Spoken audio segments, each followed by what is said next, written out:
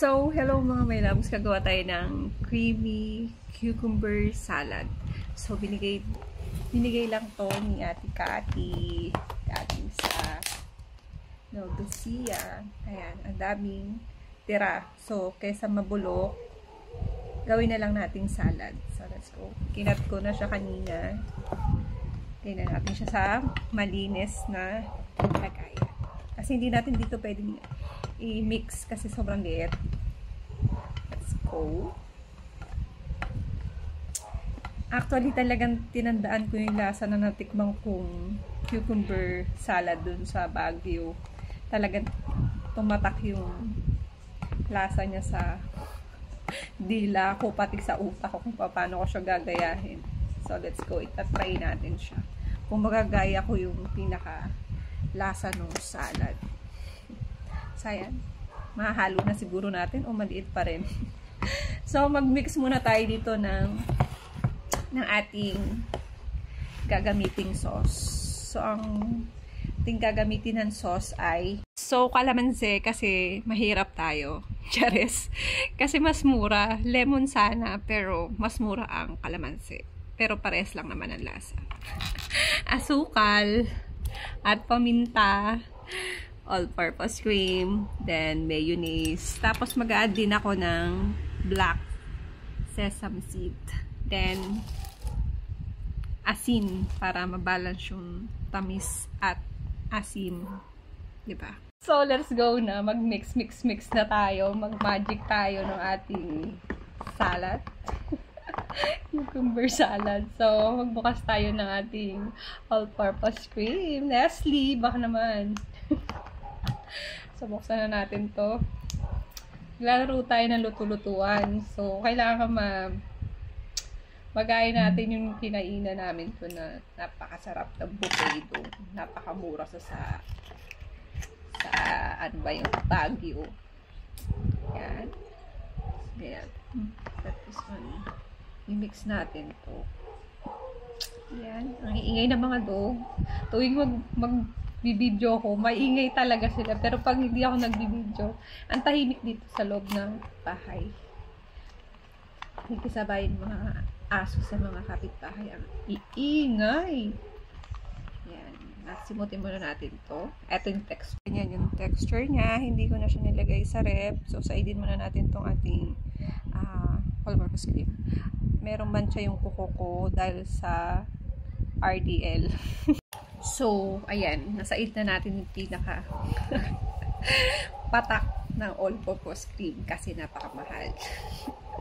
Kailangan natin saidin siya para sulit yung binayad natin. So, ayan. Yung kuko ko hindi yan dumi. Ano yan? Mancha yan ng RDL na nilalagay ko sa mukha ko. Nakakamancha ng kuko. Yung number 2 na RDL. So, kahit anong kot-kot ko dyan, mancha talaga siya kasi ganito magpunas ako ng bulak. Ito yung gamit ko. So, maglagay na tayo ng ating mayonnaise. At ito ang ating nalagay na mayonnaise. At ito din yung brand kasi masarap talaga siya. At hindi siya yung putyo-putyo yung lasa. So, baka naman ladies choice. Talinaw yung sponsor. Malay mo naman, di ba? May manood na owner ng Ladies Choice pa Nestle, di ba? Makita tayo. Kata natin si Ladies Choice. So, konti lang yung lalagay natin para medyo ano lang siya, mag-thick yung texture ng sauce. Tsaka maasim. Iba kasi yung lasa ng Ladies Choice kasi sa mga ordinaryong mayonnaise. Basta masarap siya ilagay sa mga salad. Ganun ha. Hindi siya sponsor or bayad ako ng Ladies Choice. Pero, yun ang masasabi ko. Ayan, i-mix muna natin siya. So, papakita ko sa inyo pa. So, ayan, pinagalo na natin ng all-purpose cream at Ladies Choice mayonnaise. So, i-add na lang natin ang ating paminta. Maglagay tayo ng ating paminta. At, syempre, yung ating asukal. Tansya-tansya lang sa asukal, Bala na kayo. gusto nyo nung medyo matamis yung salad nyo, dagdagan nyo pa. Pero sa akin, sakto na yung ganun. Parang isang kutsara. Napuno yung kutsara. Yan. Then, mag-a-add na tayo ng kalamansi. So, tatanggalin ko muna yung buto. So, tanggalin muna natin yung buto ng ating kalamansi baka sumama sa ating sauce at panguya ng buto ng kalamansi. Baka yung kakain, baka mapatigil. So, let's go. Isa natin yan. Pampabalance yan ng asim at saka tamis. Baka may mapatak na tawag dito.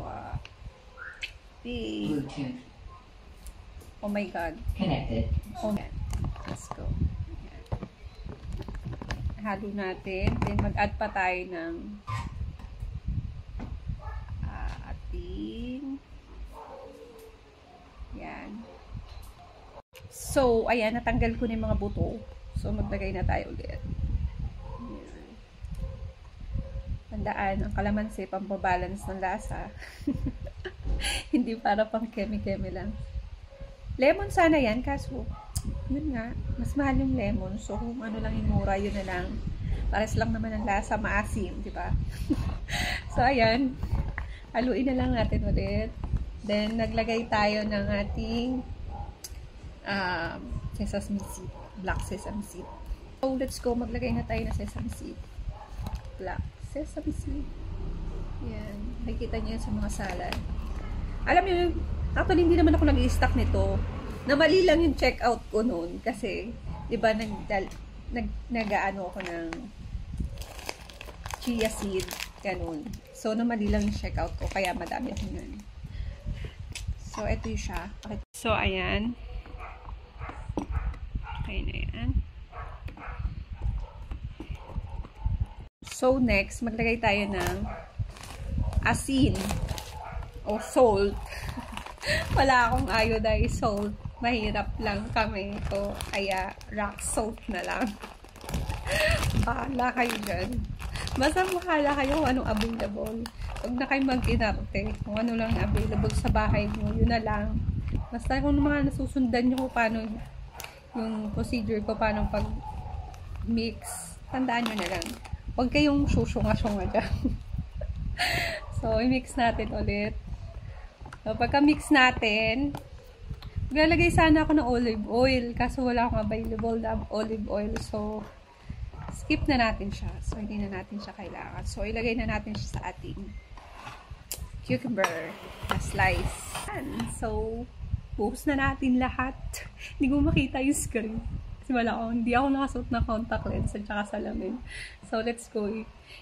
Tak-tak na natin to. Yan, nakikita nyo pa.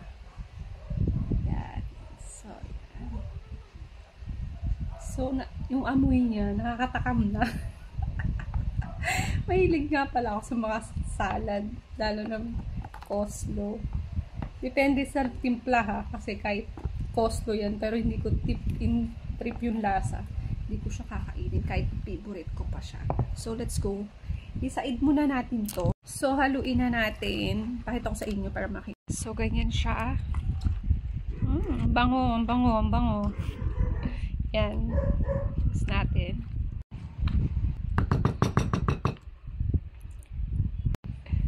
So, let's go. Tikman na natin. Ang sarap. So, yummy.